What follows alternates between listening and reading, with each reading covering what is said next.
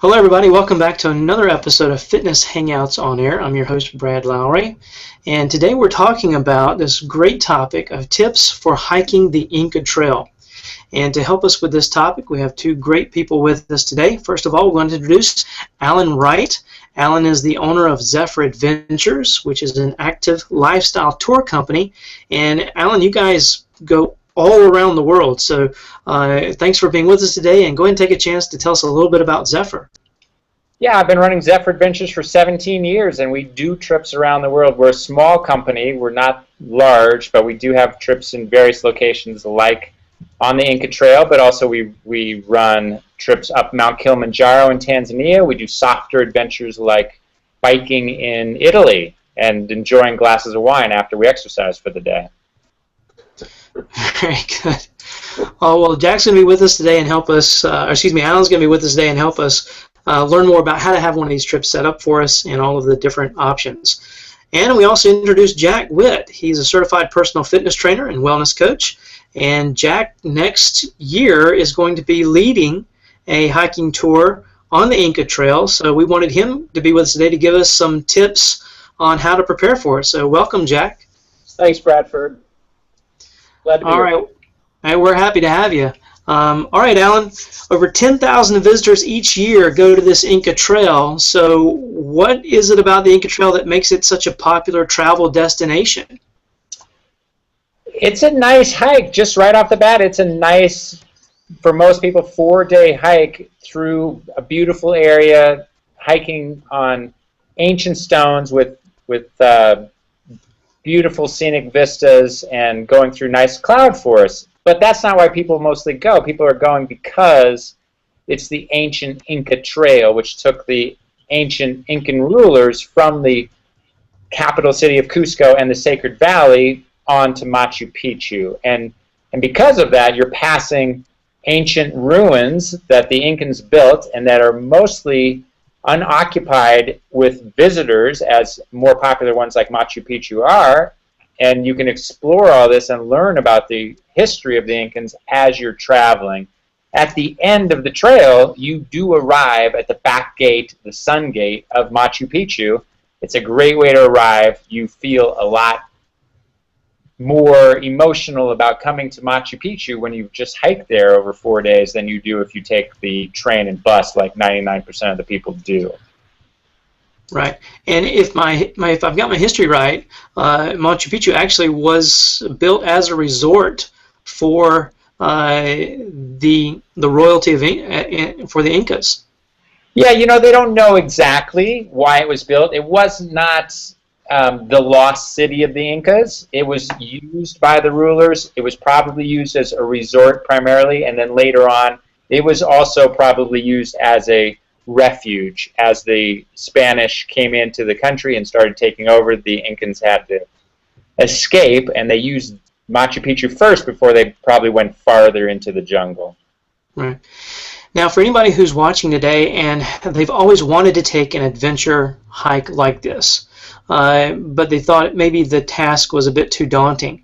So what are the different ways that you can set up a trip like the one we're talking about to the Inca Trail? Well, what you can't do anymore is go show up and hike the Inca Trail by yourself. Everybody who hikes on the Inca Trail has to get a pass from the Peruvian government, and everybody has to have a tour company that gets that pass for them. And so within that, however, there are multiple options. Some people, and not that many that we've seen on the actual trail, just try to minimize their expenses. They want to carry their own gear. They get a guide, because you have to have a guide, and that's about it. And they cook their own food, and they backpack like people do oftentimes in North America. Most people are going on an organized tour where the tour company, such as Zephyr Adventures, organizes the equipment, organizes the food, has a cook-along, organizes the guides and the porters to carry all the gear, and it essentially takes care of everything. And on the upper end of that, you can actually do that in what we call luxury camping style. Well, luxury camping style sounds Sounds pretty nice. It's what else involved with luxury camping? Tell us about luxury camping. You know, the difference is you're not just sleeping out on the ground as you might do when you're hiking in the Rocky Mountains. You've actually got an entire support team going with you. They're carrying gear to make your experience more pleasurable, and that includes things like a toilet tent, so you're not just using the woods. It includes a dining table. It includes silverware, and in addition, it includes all the other things that are required, like a guide and the equipment and all of that. You know, it's interesting because a lot of people don't like the idea of luxury camping. They want to do it the kind of the rustic way. But it's important to remember that luxury camping and a full supported tour has a great economic benefit for the local people. We hire all of our porters from the same native village that's right at the end of the Sacred Valley, and they do this not just for our group but for other groups, and it is a big employer in the area. And so although you might want to do it, you know, the native style yourself and carry all your own stuff, remember that part of being a good traveler nowadays is actually leaving things for the local economy, and that's a good way to do it. Right, and we're talking about a true adventure. I mean, would be the trip of a lifetime, so why not go ahead and experience all of the pleasures that are afforded for a trip like that. So someone who's thinking, well, all of this sounds great, I'm in, but how difficult is the trail? What kind of shape am I going to need to be in, or what can I anticipate when thinking about the Inca Trail? Well, we find that there's a wide diversity in impressions of people about how difficult the trail is. On the one hand, we have people who are in good shape and they're used to hiking, and they find that the Inca Trail is not at all difficult. You're not going long distances unless you really shorten it up. Most people do it in 4 days, and you're hiking 6 to 8 miles a day, which isn't a long hike when you're not carrying a heavy pack and when you have all day to do it. On the other hand, there are people, many of them, who are not used to hiking regularly. They don't live in a place where they can hike with significant ups and downs, because the ups and downs are one of the things that's the most difficult part of the Inca Trail. Not only is there a very long uphill on day 2 to get to Dead Woman's Pass, which is at altitude, but equally difficult for a lot of people is the 4th day, when you're actually going back down quite significantly, and that can be very difficult on people's knees as well. How high are we talking? I mean, how high does the trail go? And on that same topic, is there any issue with the altitude? Yeah, so Dead Woman's Pass goes up to 13,860 feet, which is about 4,200 meters, and that's significant. That's higher than most people in the United States have ever been, and unless you're hiking in a few states, you don't get up that high anyway, and it does have an effect on your body. Altitude is an issue not only for when you're hiking up Dead Woman's Pass, but also actually after you descend back to Camp 2, the second camp, and you're still sleeping at 11,880 feet, almost 12,000 feet. That's higher than almost everybody listening to this has ever slept, and that can be a problem. People will experience altitude issues such as shortness of breath when they're hiking, but also once they get into camp, fatigue, obviously, headache, dehydration, things like that. There are things you can do to counter that. It's very important to have a tour company that knows what they're doing. I've seen tour companies that don't prepare their customers adequately. In fact, I helped somebody who was up on the top of Dead Woman's Pass projectile vomiting without one of his guides around. But we avoid that, luckily, by doing a couple things, one of which is we make sure everybody hikes up the pass slowly. If you ascend slowly, you're much, much better off. The second thing we do is we prepare people in advance. You have to acclimatize, and you have to do it at an elevation that's high enough, but not too high. So we spend days in the Sacred Valley, which is down in the 9,000-foot range, as compared to Cusco, where most people stay in advance, which is too high, really. You're already at 11,500, and you're going to be struggling to cope at that altitude if you fly in directly. Right. Now, for someone who wants to plan one of these trips, how far in advance do they need to plan one? I think you told me before that you just can't hike any month of the year, right? There's a hiking season, and there's a planning process that's involved. It's true. Peru is equatorial, so that means that it doesn't have typical seasons like we experience in North America. Instead, its seasons are really based on rainy season and non-rainy season. And the rainy season is in our winter, generally December through March and November through March, and that is not a good time to hike. In fact, they close the trail in the dead of our winter because of the rain. So the best time to hike is April through October. As I said, everybody has to get a trail pass. The Peruvian government limits trail passes to 500 per day. That includes not only tourists, but all staff. And so your number of tourists on the trail at any one time in any one location is maybe 200 maximum. And so the trail passes sell out all season long. They sell out every single day. You have to book it in advance in order to get the day you want. And I would recommend doing that 6 to 8 months in advance. Okay, so this isn't something that someone can just decide to go and then plan it out the week following. You really need to go through some type of a tour company, and a company like Zephyr could help them in planning that schedule, correct? Correct. You know, you can try to arrange it all locally, but you need to do it in advance. You can't just show up and do it like you used to be able to do 15 years ago. Right. Well, Jack, over to you. Jack's actually preparing for a hiking adventure for the Inca Trail through Zephyr Adventures, so we're glad to have both of you guys on today. And before we get to how to prepare for this kind of hike, tell us a little bit how you met Allan and got involved with Zephyr. Yeah, I met Allan and the staff from Zephyr last year at the Fit Social conference that they put on in the greater Denver area. And it was a spectacular conference, and you know, Allan and the team led us on a local hike in Boulder, and you know, shown great hospitality and knowledge, and that's what I learned about the history of Zephyr Adventures and their company and all of their adventures and hikes that they've done throughout the world. And so naturally, when I thought of doing the Inca Trail hike, you know, Allan was the first person I reached out to, knowing that they'd done the hike and run that hike for several decades, I think. Right.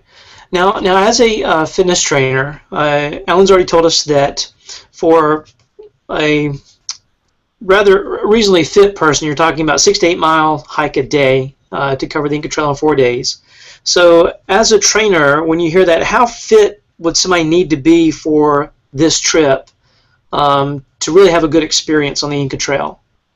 Yeah, you know, a moderate level of fitness and above is recommended. You know, you don't want to have any major joint issues with your feet or your knees or your hips. You want to make sure that those are all in, you know, pretty good shape. So it's something that the average person can definitely work up to and get ready for. And you know, even if you're a city slicker and really never been out on a nature hike or trail, with enough proper planning and enough training, you can do it. Right.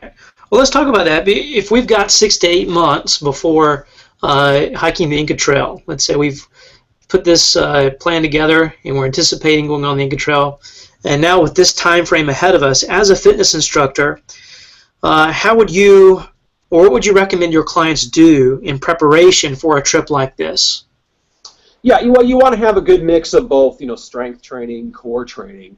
In particular, you know, isolating muscles like your quads, your thighs, your glutes, your calf muscles, and again, you know, any type of core exercise. Any way you can just build and strengthen your core muscles is going to really be advantageous for you when you're out on the Inca Trail.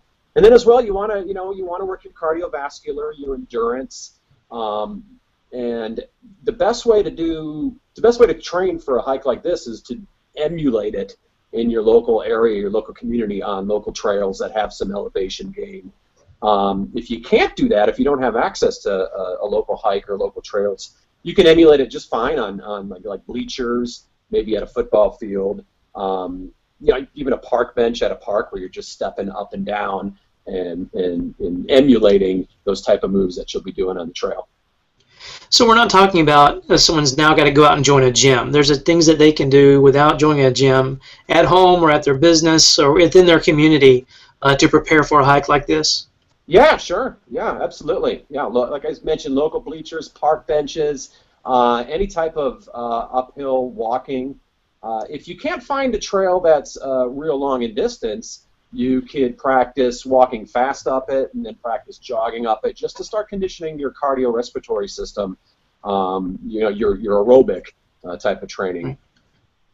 Is there a benchmark that we should be looking for to know when we would be ready for a hike like the Inca Trail? Well, one thing you do when you are training and you're preparing for something like this and you're involved in a lot of exercising, one thing you want to be mindful of is your maximum heart rate, we call it. And that magic formula that you can always remember is 220 minus your age. So whatever you're doing, if 220 minus your age, if you're at that number or higher, you need to slow down, take a few minutes, and let your heartbeat calm down a little bit. And that's how you can gauge if you're working too hard. Now you want to be at about 70-75% of that number, and then you're in the max, and then you're in the heart rate zone, and that's where you want to try to get your level of fitness at. Right, fantastic. All right, Allan, before we let everybody go, any last tips, anything else you'd like to add about the Inca Trail? Yeah, I just want to tell you about two people that we took on the Inca Trail. One was a young lady in her 30s from Long Island, New York, had never camped, never slept in a tent in her life, and hadn't done a lot of hiking, and she did just fine on the Inca Trail and was amazed afterwards at the pleasurable experience she had because of the luxury camping. The other person was someone from Red Lodge, Montana, 81 years old, and he was in good shape and had been active his whole life, but at 81, he hiked the whole Inca Trail. So the point is, whether you don't think you want to do this or can't do this because of the outdoor roughing or the difficulty of the trail, it's an awesome experience that everybody should consider doing. Fantastic. Sounds like no excuses, right? If an 81-year-old can handle it, so could we. Well, Right. gentlemen, it sounds like a wonderful, wonderful experience, an adventure of a lifetime for sure, and something that you'll never forget and be able to share with many generations to come. So thanks for being with us today to tell us more about tips for hiking the Inca Trail, and let us know, where can we find more information about Zephyr Adventures, Allan?